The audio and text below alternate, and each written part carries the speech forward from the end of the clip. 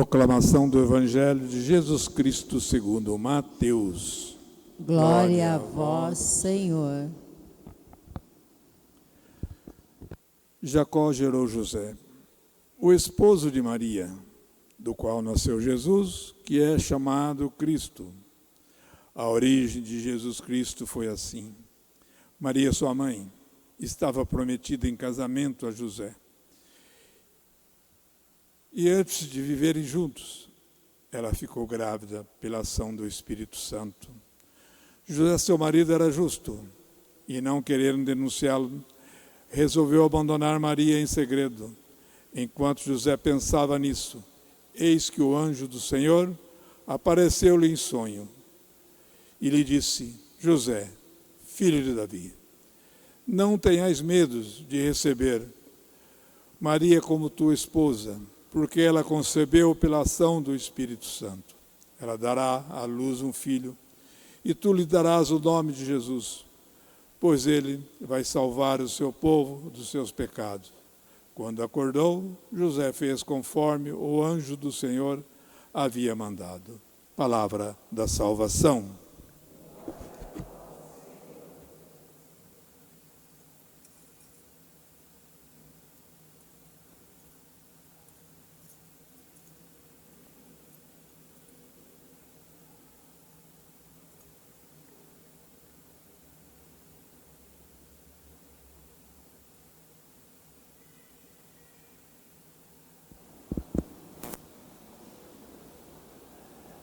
São José, escolhido para uma missão tão grandiosa, como guardião da Sagrada Família, aquele que foi casto e viveu o celibato dentro desse plano especial de Deus na vida da Sagrada Família, em que Nossa Senhora concebe por obra do Espírito Santo, este que teve como filho adotivo a Jesus, tornou-se, a partir desta grande missão que ele assumiu com amor, também pai de inúmeros filhos, os filhos que compõem a igreja. Alguém que foi fecundo na fé, e por isso a ele também foram dados muitos filhos como patrono universal desta igreja. Homem de fé, homem justo, que soube confiar nos desígnios de Deus, mesmo não compreendendo totalmente o querer do Senhor no início. Sabemos que ele ficou um tanto confuso e sofreu muito quando Nossa Senhora aparece grávida, pois ele sabia que ela era uma mulher de Deus, sabia da sua pureza, mas ao mesmo tempo não entendia como havia se dado aquela gestação natural, porque de fato é algo sobrenatural que aconteceu com Nossa Senhora. Natural foi a reação de São José, mas ele, acreditando naquilo que é sobrenatural, respeita a Virgem Santíssima e com tamanha discrição ele a deixa discretamente, para que ela não fosse exposta, para que ela não fosse julgada e que ela não fosse prejudicada em nenhum sentido. Não foi um abandono, foi uma proteção. Algumas pessoas, com a marca do abandono, da forma como compreenderam de repente a sua própria história, podem, quem sabe, até olhar para São José nesta página do Evangelho e dizer assim: mas por que ele deixou Nossa Senhora? Na verdade, ele a cobriu com a proteção. Assim também como tantos pais, talvez, nas mais diversas realidades, entregam os seus filhos para adoção. E nós sabemos que por trás de tudo isso existe uma história. Para talvez o filho, no primeiro momento, possa parecer um abandono, mas no fundo era uma proteção por parte do pai ou da mãe, quando não dos pais, não é, diante de uma realidade. Quando nós olhamos para São José, nós compreendemos que o que o moveu foi o amor. E esse amor se torna também claro no plano de Deus, quando o anjo lhe fala em sonho. Para aquele que está em sintonia com Deus, ainda que não entenda os mistérios divinos, Deus fala. E fala de diversas maneiras. A São José falou por meio do sonho. É obra do Espírito Santo aquilo que aconteceu com Maria. Por isso, a leve de volta para casa. E ele, depois de acordar, assim o fez. Sem questionar, sem duvidar, simplesmente confiando em Deus. A sua angústia se dissolve no momento em que ele confia num plano maior do que ele pode alcançar. Ele confia na providência de Deus. E tamanha a confiança deste santo homem, que nós recorremos a ele quando nós necessitamos da providência divina.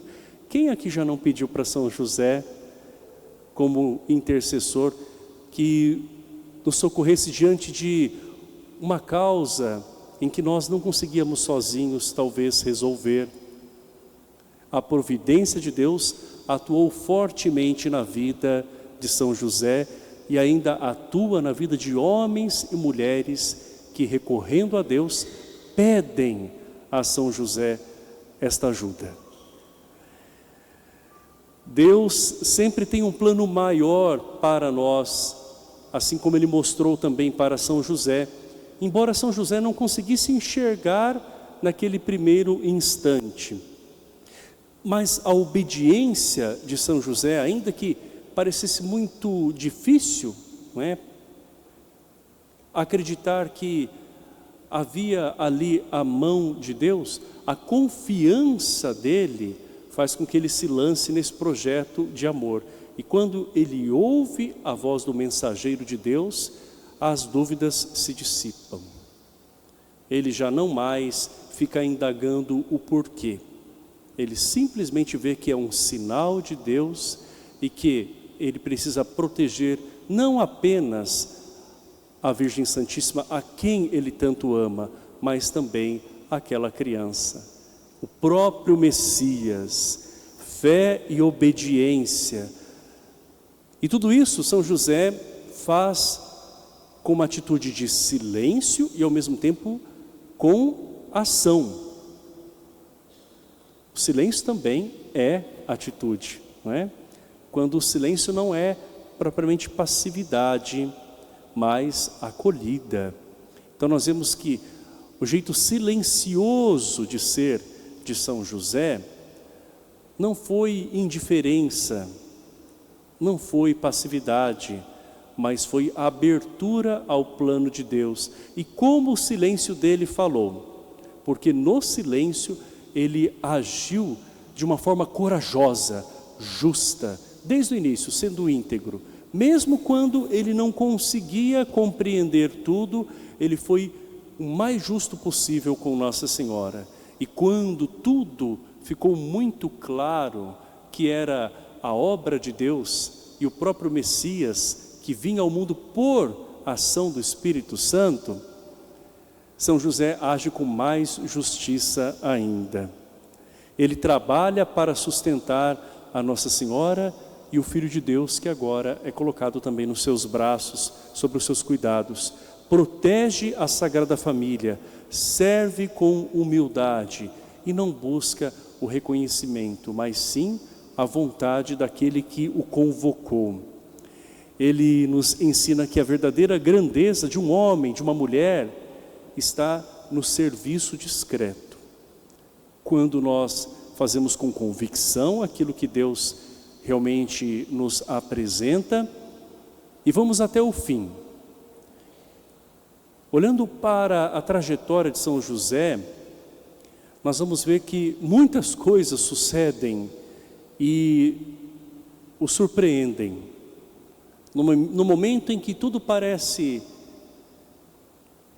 que está se encaminhando, agora ele precisa se deslocar com a Virgem Maria, ainda grávida, para Belém. E lá, naquelas condições, ela dá à luz por obra do Espírito Santo e ele participa de tudo isso.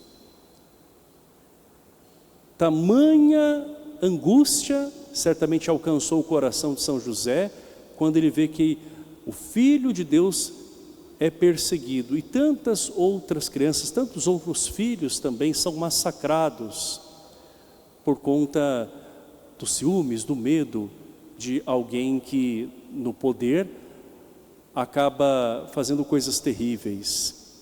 Mas São José confia no poder de Deus e é por isso que na sua docilidade ele segue em frente.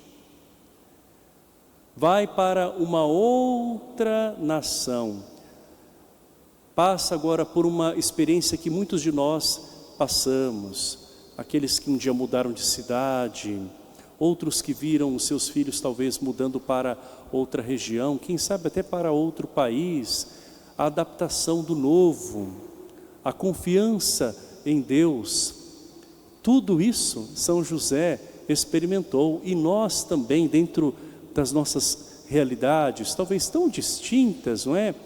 Encontramos algo em comum com este santo. Deus sempre nos assiste. Quando Deus dá a missão, Ele também capacita e dá a graça para que ela se cumpra.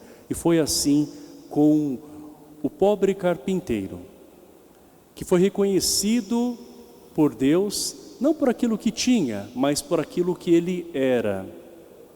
Alguém tão responsável, tão amoroso, tão forte e ao mesmo tempo tão terno. Alguém que nos inspira ainda hoje. Por isso que o Papa Francisco, há tempo, já introduziu na liturgia eucarística também a menção a São José. Além da Virgem Maria, a quem nós temos um apreço e até um local especial de veneração na igreja, além da Santíssima Virgem Maria, nós temos também ao seu lado São José, esse santo homem que neste tempo é reconhecido de tal maneira que também é invocado na liturgia eucarística. Que ele também seja invocado em tantos momentos em que nós não soubemos o que fazer, em que nós fomos surpreendidos dentro da nossa história pessoal, mas que está inserida num plano maior que é o plano de Deus. Que além de recorrer a Ele, nós confiemos como Ele confiou. E que esse Evangelho nos ensine a viver como São José, confiando em Deus, mesmo que nós não entendamos o que Ele quer de nós a princípio, mas obedecendo e acreditando que tudo tem um propósito maior, porque foi assim na história de vida de São José e assim também na vida de seus devotos. Louvado seja nosso Senhor Jesus Cristo. Para sempre Ele seja louvado. Vamos ficar em pé e vamos dirigir